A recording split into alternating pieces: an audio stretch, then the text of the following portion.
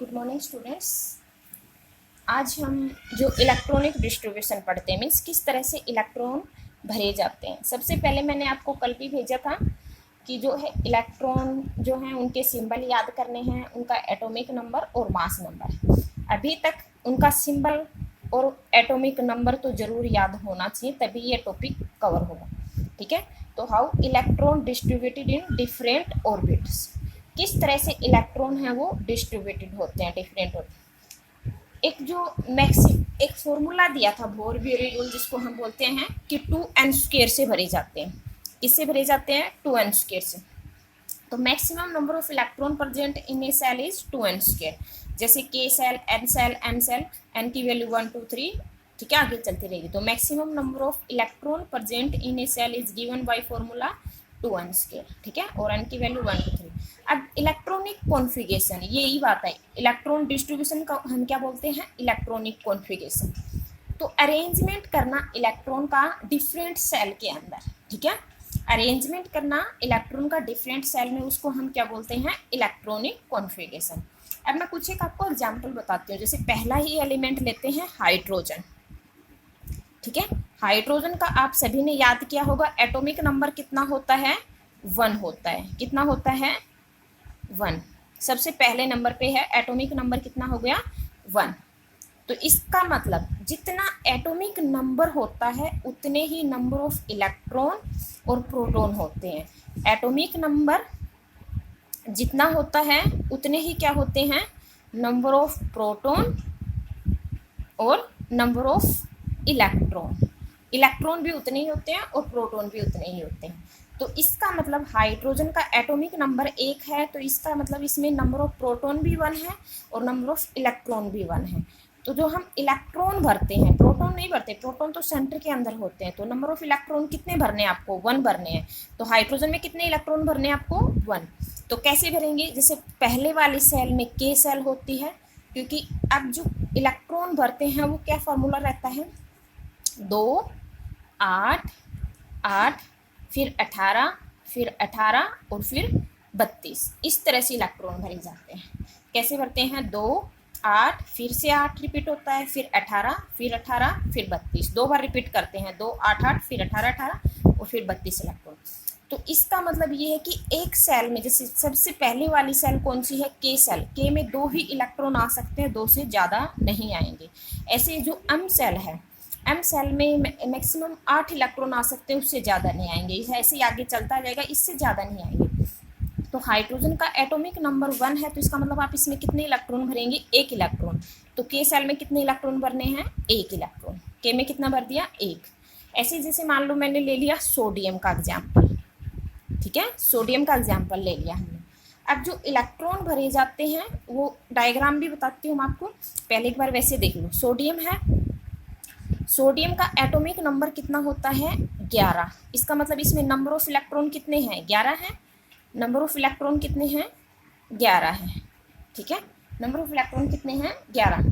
तो इसका मतलब हम 11 इलेक्ट्रॉन भरेंगे इसमें। तो पहले वाली सेल कौन सी होती है? के सेल, फिर एल सेल और फिर एम सेल। तो पहले वाली इलेक्ट्रॉन सेल में कितने इलेक्ट्रॉन भरे? 2। उसके बाद एल सेल में मैक्सिमम कितने आ सकते हैं? 8। 8 से ज़्यादा नहीं आएंगे, तो इसका मतलब 8। तो टोटल कितने हो गए? 2 और 8 10, 1 इलेक्ट्रॉन और बचा, हमें 11 भरने हैं ना, तो कितने हो गए? एम सेल में 1 इलेक्ट्रॉन। अब कैसे रिप्रेजेंट करते हैं एक बार ये और देख लो। जैसे मान लो मैंने सोडियम का लिया, तो सोडियम में Na से रिप्रेजेंट कर दिया, K shell, L shell, M shell. तो 2 8 1। अब जैसे पहले न्यूक्लियस बनाएंगे, ठीक है, न्यूक्लियस के अंदर क्योंकि मैंने बताया था कितने होते हैं? नंबर ऑफ प्रोटॉन और नंबर ऑफ न्यूट्रॉन। क्या होता है? नंबर ऑफ प्रोटॉन और नंबर ऑफ न्यूट्रॉन। जो न्यूक्लियस में क्या होते हैं? नंबर ऑफ प्रोटॉन और नंबर ऑफ न्यूट्रॉन। अब सोडियम का एटॉमिक नंबर कितना है? 11 है, ठीक है। इसका मतलब ये है कि सोडियम में प्रोटॉन भी कितने हैं? 11 है। न्यूट्रॉन जो होते हैं वो कैसे निकलते हैं? जो मास होता है, एटॉमिक मास, एटॉमिक मास, क्योंकि एटॉमिक मास किसके बराबर होता है? प्रोटॉन प्लस न्यूट्रॉन, यही तो होता है प्रोटॉन प्लस न्यूट्रॉन। तो इसका मतलब ये है एटॉमिक मास, अगर न्यूट्रॉन निकालने होंगे तो क्या हो जाएगा, एटॉमिक मास माइनस प्रोटॉन, तभी तो न्यूट्रॉन निकल के आएंगे। और एटॉमिक मास सोडियम का जैसे आपको एग्जैक्ट 22.99 समथिंग लिखवा रखा हुआ है, ये जो फ्रैक्शन में वैल्यू लिखा रखी है इनको आप होल नंबर में कन्वर्ट कर लेना। होल नंबर का मतलब जो उसके पास लगती है। तो जो ये सोडियम का एक्चुअल मास तो ये होता है, लेकिन हम कितना लेके चलते हैं, 23।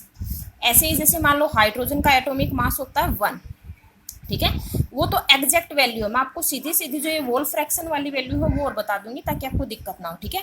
ऐसे ही हीलियम का एटॉमिक मास जैसे 4 हो गया, लिथियम का एटॉमिक मास 7 हो गया, वो आपको पॉइंट में मिलेंगी। ये फ्रैक्शन वोल नंबर वाली आपको याद कर लेना, ठीक है, फ्रैक्शन में फिर भी याद ना हो। अब सोडियम का जो एटॉमिक मास होता है वैसे तो 22 पॉइंट समथिंग होता है, लेकिन सोडियम का हम मास कितना लेके चलते हैं, वोल नंबर में लेते हैं, तो 23 हो गया। तो इसमें नंबर ऑफ प्रोटॉन न्यूट्रॉन निकालेंगे तो इसका मतलब मास 23 और माइनस प्रोटॉन 11, तो कितने में आ गए न्यूट्रॉन, 12 न्यूट्रॉन। न्यूट्रॉन कितने आ गए, 12। तो सेंटर में क्या लिखेंगे, 11 प्रोटॉन और प्लस 12 न्यूट्रॉन, ठीक है। सर्कल थोड़ा सा बड़ा बना लेना। फिर उसके बाद में इस तरह से ये के सेल के लिए, फिर इस तरह से ये कौन सी सेल के लिए, के एम सेल, कैपिटल एम लिखना है, स्मॉल नहीं लिखना के, उसके बाद में एल आएगा, सॉरी एल सेल और फिर एम सेल, ठीक है। अब के में कितने इलेक्ट्रॉन, 2 इलेक्ट्रॉन है, तो इस तरह से आप चाहे तो इस तरह से लिख दो, चाहे 2 डॉट बना दो इस तरह से, 2 इलेक्ट्रॉन भरे, ठीक है। उसके बाद में एल सेल में कितने हैं, 8, तो चाहे तो आप ई लिख दो, चाहे इस तरह से 8 डॉट लगा दो, 2 3 4 5 6 7 और 8। उसके बाद में एम सेल में कितने इलेक्ट्रॉन, तो 1 इलेक्ट्रॉन। इसी तरह से आपको 1 से 20 तक की प्रैक्टिस करनी है, नहीं आए तो मेरे से पूछना। एक एग्जांपल और ले रही हूँ, जैसे मान लो मैंने लिया आर्गन ले लिया, आर्गन का एटॉमिक नंबर कितना होता है, 18, तो इसका मतलब हम 18 इलेक्ट्रॉन भरेंगे, तो K shell, L shell, M shell और एम सेल, तो 2, फिर 8 आते हैं, फिर से 8, इससे ज़्यादा नहीं भर सकते, तो 8 2 10 और 8 18 हो गए, एटॉमिक नंबर 18 है, तो बस ये कंप्लीट हो गया, ठीक है। तो ये तो हो गए नंबर ऑफ इलेक्ट्रॉन 2 8, इस तरह से आप भर लेंगे सभी के, 1 से 20 तक सभी के भरने हैं। उसके बाद में आती है वैलेंसी, ठीक है। वैलेंसी क्या होती है, वैलेंसी क्या होती है कि कोई भी एटम है उसकी कंबाइन होने की कितनी कैपेसिटी है, कोई एटम है उसकी कंबाइन होने की कितनी कैपेसिटी है, वो क्या होती है, वैलेंसी। वैलेंसी आपके 2 टाइप की होती है, एक होती है इलेक्ट्रोवैलेंसी, इलेक्ट्रोवैलेंसी, और एक होती है कोवैलेंसी। इलेक्ट्रोवैलेंसी 2 टाइप के एलिमेंट होते हैं, वैसे तो 3 होते हैं, लेकिन अभी के लिए आप 2 ही देखो, एक होते हैं आयनिक कंपाउंड और एक होते हैं कोवैलेंट कंपाउंड, ठीक है। एक होते हैं कोवैलेंट कंपाउंड, एक कौन से होते हैं, आयनिक कंपाउंड, एक होते हैं कोवैलेंट। आयनिक कंपाउंड आयंस से बनते हैं, नाम से ये दिख रहा है, किससे बनेंगे, आयन से। कोवैलेंट कंपाउंड किससे बनते हैं, शेयरिंग से बनते हैं। कोवैलेंट कंपाउंड किससे बनेंगे, शेयरिंग से। आयनिक कंपाउंड किससे बनेंगे, आयन से। तो जो आयन से बनेंगे उनके लिए तो हम क्या निकालते हैं, इलेक्ट्रोवैलेंसी, और जो शेयरिंग से बनते हैं ये देखेंगे कैसे शेयरिंग होती है, कैसे, बाद में 3rd चैप्टर में। और जो आयनिक कंपाउंड है वो आयन से बनते हैं, ठीक है। तो इलेक्ट्रोवैलेंसी की define, combining capacity of an atom, valency are, ठीक है। एक एटम की कंबाइन होने की कैपेसिटी वो तो क्या होती है, वैलेंसी। यहाँ तक तो वैलेंसी हो गया। वैलेंसी आर 2 टाइप, फर्स्ट कौन सी है, इलेक्ट्रोवैलेंसी, और दूसरी कौन सी है, कोवैलेंसी। तो जो नंबर ऑफ इलेक्ट्रॉन लॉस और गेन, क्योंकि आयंस कब बनेंगे, आयंस कब बनेंगे, या तो लॉस ऑफ इलेक्ट्रॉन होगा, लॉस ऑफ इलेक्ट्रॉन होगा तो कैटाइन बनेगा, मीन्स पॉजिटिव चार्ज वाला, और गेन ऑफ इलेक्ट्रॉन होगा तो क्या बनेगा, एनाइन बनेगा। तो नंबर ऑफ इलेक्ट्रॉन लॉस और gain to complete their octet. अब ऑक्टेट क्या है, हर एक एलिमेंट स्टेबल होने की कोशिश करता है, ठीक है। हर एक एलिमेंट क्या करता है, स्टेबल होने की कोशिश करता है, और स्टेबल होने के लिए वो क्या करता है, या तो अपने इलेक्ट्रॉन लॉस करता है, या गेन करता है, या फिर शेयरिंग करता है। 3 हो गए, या तो इलेक्ट्रॉन लॉस करेगा, या गेन करेगा, या शेयरिंग करेगा। और ऑक्टेट का मतलब होता है जिसकी आउटर मोस्ट सेल में 8 इलेक्ट्रॉन हो, ठीक है। जिसके 8 पूरे नहीं होते वो अपने 2 इलेक्ट्रॉन पूरा करने की कोशिश करेगा। मीन्स ऑक्टेट का मतलब 8 इलेक्ट्रॉन, आउटर मोस्ट जो लास्ट वाली सेल है, ठीक है, उसको बोलते हैं। तो कोवैलेंसी क्या हो गई? It is the valency that by sharing of electron, जो शेयरिंग से बनती है वो कौन सी हो गई? कोवैलेंसी। और जो लॉस और गेन से बनती है वो क्या हो गई? इलेक्ट्रोवैलेंसी, ठीक है। एग्जाम्पल जैसे CO2 का लिया मैंने। अब मैं एक बार शेयरिंग का आपको एग्जाम्पल दिखाती हूँ, एक एक दोनों के दिखाती हूँ, एक शेयरिंग का और एक उसका। देखो लिया NaCl। NaCl क्या है? आयनिक है आपका। कैसे पता चला आपको आयनिक है? सबसे पहले मैंने लिया सोडियम। सोडियम, हर एक एलिमेंट स्टेबल होने की कोशिश करता है, और स्टेबल कब होता है? जब उसकी आउटर मोस्ट सेल में, मीन्स लास्ट वाली सेल में 8 इलेक्ट्रॉन हो।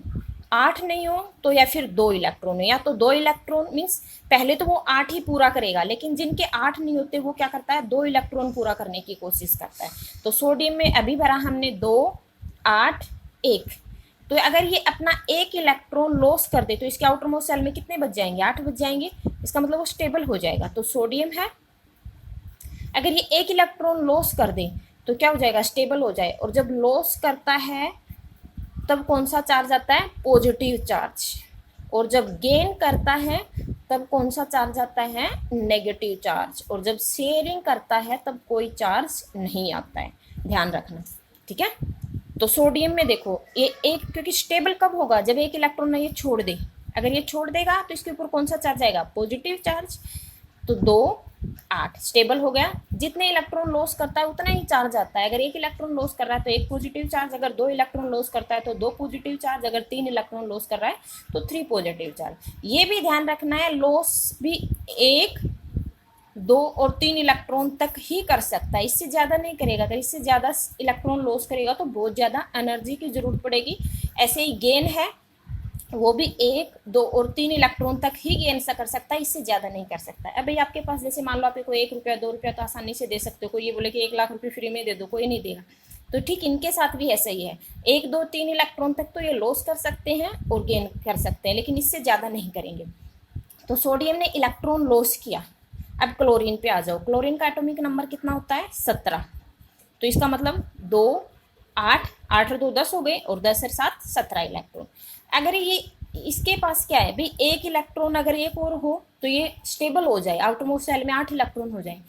तो ये क्या करेगा? 1 इलेक्ट्रॉन गेन करने की कोशिश करेगा। तो 2, 8, 1 इलेक्ट्रॉन गेन किया तो 8 हो गई। अब गेन करता है तब कौन सा चार्ज आता है? Negative charge. जो सोडियम ने छोड़ा 1 इलेक्ट्रॉन, वो किसने गेन कर लिया? क्लोरीन ने। और दोनों मिलके Na पॉजिटिव और Cl नेगेटिव, इसने लॉस किया, इसने गेन किया, और दोनों मिलके क्या बना लेते हैं? NaCl। अब जैसे शेयरिंग का एग्जांपल लेते हैं, CO2। कार्बन डाइऑक्साइड है वो शेयरिंग से बनती है, कोवलेंट कंपाउंड है ये। कैसे पता चला शेयरिंग से बन रही है? कार्बन का एटॉमिक नंबर कितना होता है? 6। याद कर लिए होंगे, याद नहीं होंगे तो कुछ नहीं कर पाओगे। कार्बन का एटॉमिक नंबर कितना होता है? 6। तो इलेक्ट्रॉन भरेंगे तो मीन्स 6 इलेक्ट्रॉन भरेंगे, तो 2, 4। अब इसके आउटर मोस्ट सेल में 4 इलेक्ट्रॉन है, या तो ये 4 इलेक्ट्रॉन मीन्स छोड़े या 4 इलेक्ट्रॉन करे, तभी तो इसके 8 बनेंगे। और मैंने बताया था 1, 2, 3 इलेक्ट्रॉन तक लॉस होता है, 1, 2, 3 इलेक्ट्रॉन तक गेन होता है। तो इसका मतलब ये 4 इलेक्ट्रॉन तभी कर पाएगा जब ये शेयरिंग करेगा भाई। अब ऑक्सीजन CO2 है, मीन्स एक ऑक्सीजन का एटॉमिक नंबर कितना होता है? 8। तो 2 और 6, इसके पास, इसको 2 इलेक्ट्रॉन की जरूरत है स्टेबल होने के लिए भी। इसके पास अगर 6 तो है इसके आउटर मोस्ट सेल में, अगर 2 और मिल जाए तो 8 हो जाए, ठीक है। तो इसका मतलब ये है कि ये 2 इलेक्ट्रॉन क्या करेगा? गेन करेगा। लेकिन कार्बन अगर छोड़ देगा तो ये आउटर मोस्ट सेल में इसके पास 2 इलेक्ट्रॉन बनेंगे, स्टेबल नहीं होगा। तो ये क्या करेगा? कार्बन, जैसे 2 ऑक्सीजन है, ठीक है, कार्बन, तो क्या है?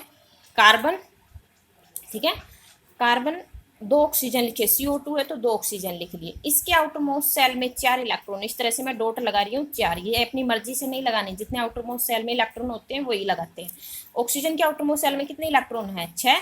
तो इस तरह से लिखिए 2, 4 और 6। ऐसे इसके पास भी 6 ही हैं, तो 2, 4 और इस लिख देती हूँ 4 और 2, 6, ठीक है। इसको कितने चाहिए? 4 इलेक्ट्रॉन चाहिए, इसको इनको 2 चाहिए, इसको 2 चाहिए। अगर ये 2 दे देगा तो इसके पास आउटर मोस्ट सेल में 4 इलेक्ट्रॉन बचेंगे। अगर ये मान लो दे दे, ये देगा तो इसके पास कुछ नहीं बचेगा। तो ये दोनों क्या करेंगे, शेयरिंग कर लेंगे, साझेदारी, पार्टनरशिप जिसको बोलते हैं। ठीक है, इस तरह से। अब देखो काउंट करो, शेयरिंग कर ली, शेयरिंग में दोनों में काउंट होंगे। 4 तो इसके पास खुद के पास थे, 2 इससे शेयरिंग किए, 2 इससे शेयरिंग किए, 4 2 6 और 6 2 8। अब 6 इसके पास खुद थे, 2 4 6 और 6 इसके साथ शेयरिंग कर ली, तो इसके भी कितने हो गए 8। ऐसे ही 6 इसके पास थे, 2 इसके साथ शेयरिंग कर ली, तो ये कौन सा आपका कोवलेंट कंपाउंड, समझ में आ गया। ठीक है, अब देखो, तो ये कौन सा है, CO2। अब वैलेंस सेल क्या होती है, वैलेंस सेल जो आउटर मोस्ट, जो लास्ट वाली सेल होती है, जैसे मान लो K सेल है, M सेल है, N सेल, KLM। तो सोडियम का एग्जाम्पल लिया तो 2 8 1, तो इसकी ये कौन सी है, ये वैलेंस सेल है, ये लास्ट वाली M सेल। ऐसे जैसे मान लो हमने मैग्नीशियम लिया, तो मैग्नीशियम का एटॉमिक नंबर कितना होता है, 12 होता है। तो 2 8 और 2, तो ये कौन सी सेल हो गई, वैलेंस सेल।